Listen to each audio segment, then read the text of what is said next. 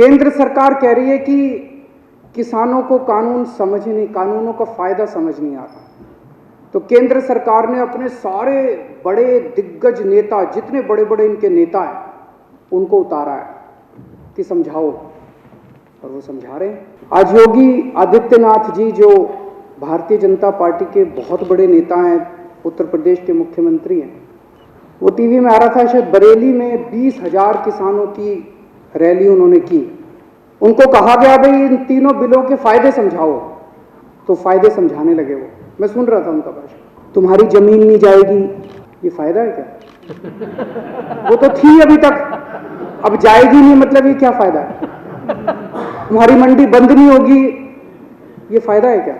इनसे किसी से पूछो, भाजपा वाले से, फायदा क्या है, तो सारे जनों को एक लाइन रटा रखी है, किसान अब अपनी फसल पूरे देश में कहीं भी बेच सकता है।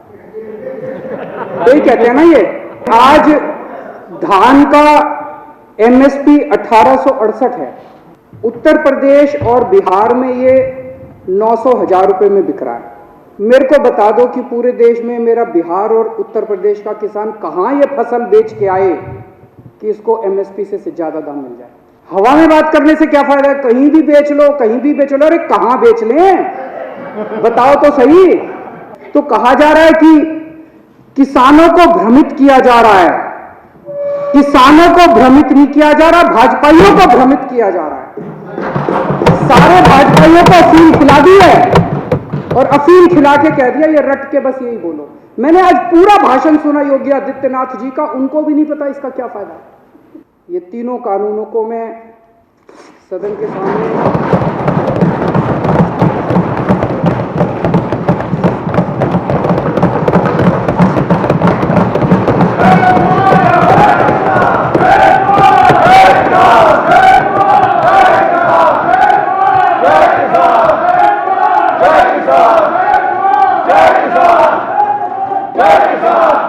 आज जब मेरे देश का किसान सड़कों के ऊपर 2 डिग्री टेम्परेचर के अंदर सड़कों पे सो रहा है और वो तकलीफ में है, तो मैं अपने देश के किसान और अपने देश के जवान के साथ गद्दारी नहीं कर सकता। मैं भी पहले इस देश का नागरिक हूँ, मुख्यमंत्री बाद में हूँ।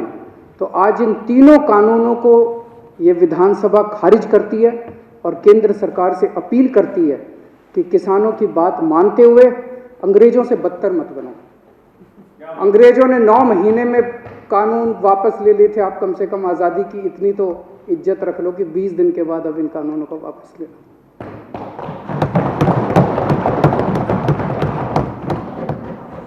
साथियों, राजनीति के लिए किसानों का उपयोग करने वाले लोगों ने किसान के साथ क्या बर्ताव किया, इसका एक और उदाहरण है दलहन की खेती। 2014 के समय को याद कीजिए, किस प्रकार देश में दालों का संकट था। देश में मचे हाहाकार के बीच दाल विदेशों से मंगाई जाती थी। हर रसोई का खर्च दाल की बढ़ती कीमतों के साथ बढ़ रहा था।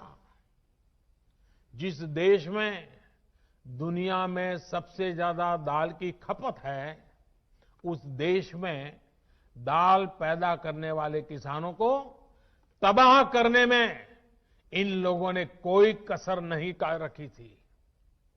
किसान परेशान था और वो मौज ले रहे थे।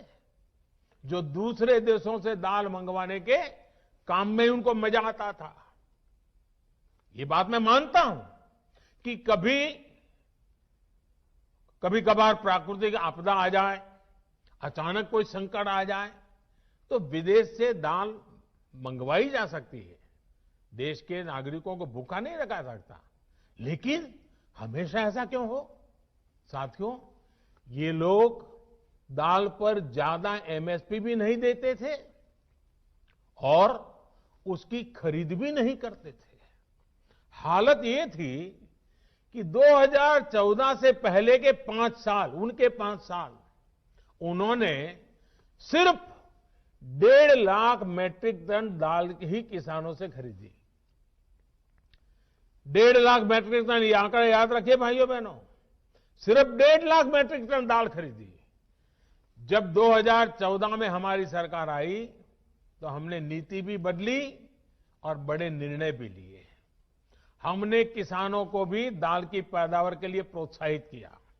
भाइयों और बहनों, हमारी सरकार ने किसानों से पहले की तुलना में 112 लाख मैट्रिक टन, मैं दोबारा बोलता हूं, 112 लाख मैट्रिक टन दाल एमएसपी पर खरीदी।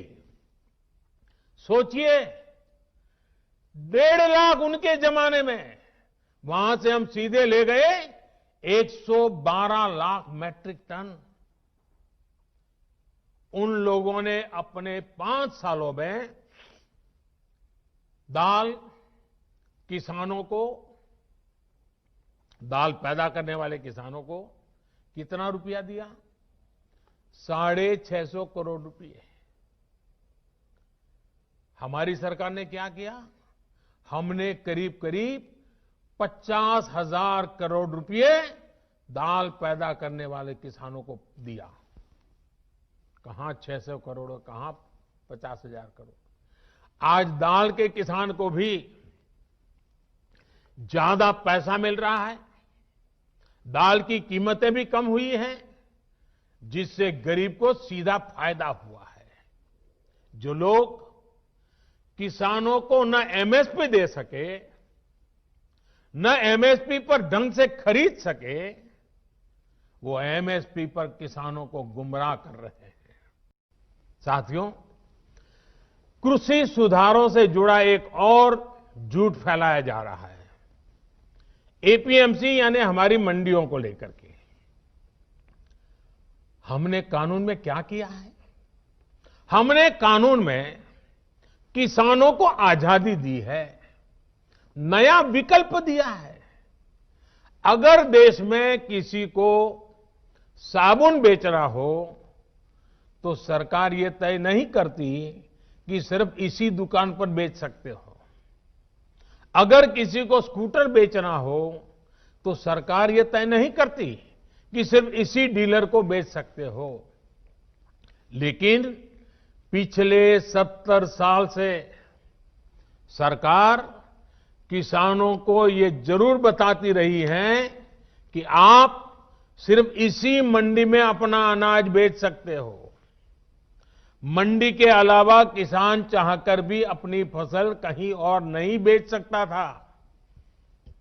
नए कानून में हमने सिर्फ इतना कहा है कि किसान अगर उसको फायदा नजर आता है तो पहले की तरह जाके मंडी में बेचे, और बाहर उसको फायदा होता है तो मंडी के बाहर जाने का उसको हक मिलना चाहिए, उसकी मर्जी को। क्या लोकतंत्र में मेरे किसान भाई को इतना हक नहीं हो सकता है? अब जहां किसान को लाभ मिलेगा वहां वो अपनी उपज बेचेगा। मंडी भी चालू है, मंडी में भी आकर के बेच सकता है। जो पहले था वो भी कर सकता है, किसान की मर्जी पर करेगा। बल्कि नए कानून के बाद तो किसान ने अपना लाभ देखकर अपनी उपज को बेचना शुरू भी कर दिया है। हाल ही में एक जगह पर धान पैदा करने वाले किसानों ने मिलकर एक चावल कंपनी के साथ समझौता किया है। इससे उनकी आमदनी 20% बढ़ी है। एक और जगह पर आलू के 1000 किसानों ने मिलकर एक कंपनी से समझौता किया है। इस कंपनी ने उन्हें लागत में 35% ज्यादा की गारंटी दी है। एक और जगह की खबर में पढ़ रहा था, जहां एक किसान ने खेत में लगी मिर्च और केला सीधे बाजार में बेचा तो उसे पहले से 2 गुनी कीमत मिली। आप मुझे बताइए, देश के प्रत्येक किसान को ये लाभ, ये हक मिलना चाहिए या नहीं मिलना चाहिए? किसानों को सिर्फ मंडियों से बांधकर बीते दशकों में जो पाप किया गया है, ये कृषि सुधार कानून उसका प्रायश्चित कर रहे हैं। और मैं फिर दोहराता हूं, नए कानून के बाद 6 महीने हो गए, कानून लागू हो गया, हिंदुस्तान के किसी कोने में कहीं पर भी एक भी मंडी बंद नहीं हुई है। फिर क्यों झूठ फैलाया जा रहा है? सच्चाई तो यह है कि हमारी सरकार एपीएमसी को आधुनिक बनाने पर, उनके कंप्यूटरीकरण पर 500 करोड़ रुपए से ज्यादा खर्च कर रही है। फिर ये एपीएमसी बंद किए जाने की बात कहां से आई? बिना सैर पैर बस झूठ फैलाओ, बार बार बोलो।